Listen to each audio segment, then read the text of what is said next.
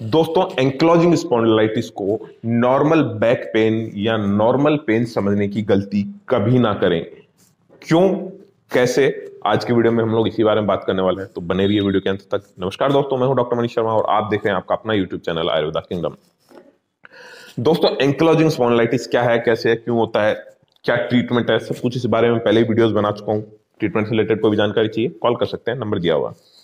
दोस्तों, ankylosing spondylitis patient के साथ सबसे बड़ी प्रॉब्लम पता क्या होती है? सबसे पहले तो उनको पता ही नहीं लगता ये बीमारी क्या है।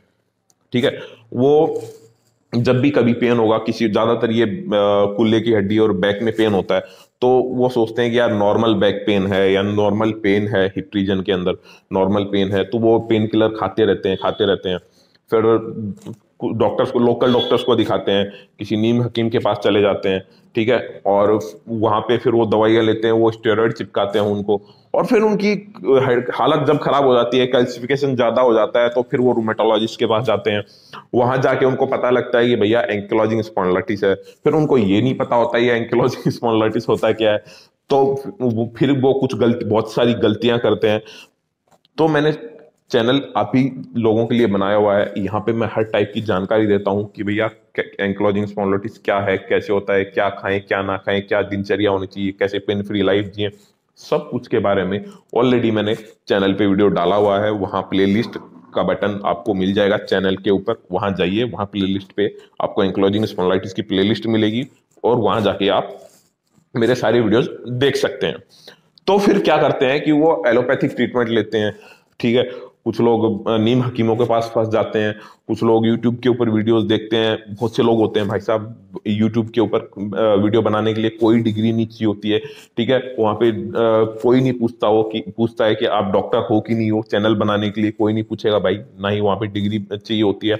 उसके लिए आप ही को सजग होना पड़ेगा, आप ही को देखना पड़ेगा कि आप एक सही जगह से ट्रीटमेंट ले रहे हो कि नहीं, एक नॉलेजेबल इंसान से ट्रीटमेंट ले रहे हो। सबसे बड़ी बात यह है, अगर आपको एक परख करनी है ना, सच्चाई है, अगर आपको परख करनी है कि मैं सही आदमी से ट्रीटमेंट ले रहा हूं कि नहीं, तो आप अपने जितने भी सवाल हैं अपनी बीमारी से रिलेटेड, चाहे कोई भी बीमारी हो, चाहे वो एंक्लोजिंग स्पॉन्डिलाइटिस हो या फिर कोई भी बीमारी, एनीथिंग एल्स, उस बीमारी से रिलेटेड हर सवाल आप खुल के अपने डॉक्टर से पूछिए। अगर वो आपको अच्छे से सेटिस्फाइड कर पा रहा है, अगर आपको हर सवाल का जवाब अच्छे से दे पा रहा है, तो आप समझ जाइए इस इंसान को इस चीज के बारे में नॉलेज है।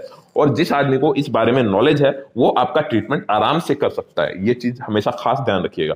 चाहे आप भले ही नीम हकीम के पास जाओ, या फिर एक बाहर दुकान खोल के बैठा है उसके पास जाओ, या फिर यूट्यूब के ऊपर देखो, या फिर कहीं भी जाओ, आप अगर अपने सवालों का जवाब आपको मिल जाता, आप सेटिस्फाई हो जाते हो, तो आप समझ जाओ आपका इलाज हो सकता है। क्योंकि उसको नॉलेज है, वो आपको उस डॉक्टर को पता है कि आपको क्या बीमारी है और आपको क्या देना चाहिए। ये सबसे बड़ी बात है, ये सबसे बड़ा पॉइंट है, तो इस बात का खास ध्यान रखें। ठीक है, तो फिर क्या वो लोग क्या करते हैं, नीम हकीम के पास फंस जाते हैं, और जिनको नॉलेज ही नहीं है, ऐसे लोगों के पास फंस जाते हैं, और फिर वो स्टेरॉइड्स खाते रहते हैं, पेन किलर्स खाते रहते हैं, उनकी कंडीशन खराब हो जाती है, फिर वो ऑपरेशन करवा लेते हैं।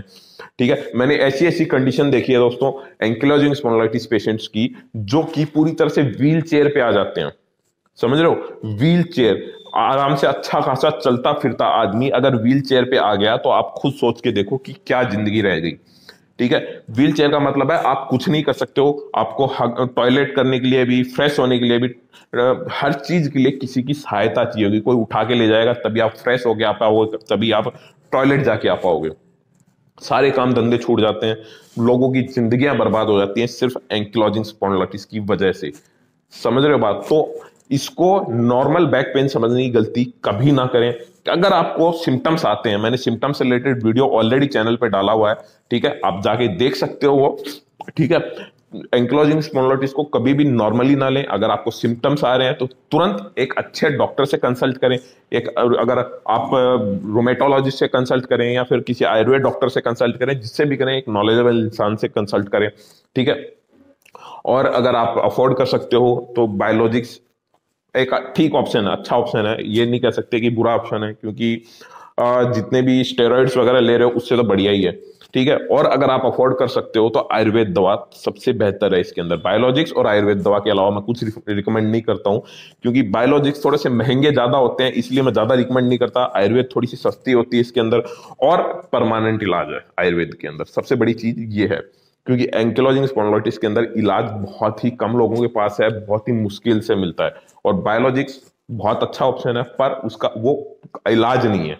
बायोलॉजिक्स उन लोगों के लिए है जिनकी कंडीशन ज्यादा खराब है और इंस्टेंट रिजल्ट चाहिए। आयुर्वेद में इंस्टेंट रिजल्ट नहीं है। मेरी दवाई से ही इंसान को रिजल्ट आने में 2 से 3 महीने का टाइम लग जाता है अगर कंडीशन ज्यादा खराब है तो। और बायोलॉजिक्स आपको तुरंत रिजल्ट देता है, तो एक अच्छा ऑप्शन है। पर अगर कंप्लीट ट्रीटमेंट चाहिए तो आप आयुर्वेद की तरफ जाएं। तो इस चीज का खास ध्यान रखें, क्योंकि ऐसे में क्या होगा ना कि कैल्सिफिकेशन एक बार हो गया है ना, अगर एंकिलोजिंग स्पॉन्डिलोलिटिस की वजह से कैल्सिफिकेशन हो जाता है बॉडी के अंदर, तो ये कंडीशन के अंदर कोई भी दवाई काम नहीं करेगी आपको। ठीक है, वो कंडीशन के अंदर आप, क्योंकि आयुर्वेद दवा भी आपको ज्यादा से ज्यादा ये कर सकती है कि लाइक आपको जो बीमारी है उस बीमारी को खत्म कर देगी। पर अगर पूरी तरह से जॉइंट फ्यूज हो गए, ठीक है, बिल्कुल ही मूवमेंट नहीं कर पा रहे हैं, तो इस सिचुएशन में आपको एक्सरसाइज सबसे ज्यादा मस्ट है। ठीक है, और सबसे लास्ट ऑप्शन तो ऑपरेशन बचता है, पर ऑपरेशन कोई इलाज नहीं है यार। इसके बारे में अपन अलग आगे बात करेंगे फिर कभी। पर ऑपरेशन इलाज नहीं है, वो सिर्फ एक बीमारी को, ये मान लो कि कोई भी शरीर का अंग खराब हो गया तो उसको काट के फेंकना कोई ऑप्शन नहीं होता है। ठीक है, तो आप आयुर्वेद के अंदर दवाइयां ले सकते हैं, साथ में एक्सरसाइज करें। एक्सरसाइज सबसे ज्यादा जरूरी है इसके अंदर। एक्सरसाइज अगर आप करते हो तो वो जो कैल्सिफिकेशन हो गया है उसको भी कवर किया जा सकता है। और क्या एक्सरसाइज करें उससे रिलेटेड जानकारी चाहिए तो भी मैंने वीडियो डाला हुआ चैनल के ऊपर, तो आपकी जानकारी से रिलेटेड आपके हर एक सवाल से संबंधित मैंने वीडियो जब ऑलरेडी डाल रखा है, तो क्यों परेशान होते हो, जाओ देखो।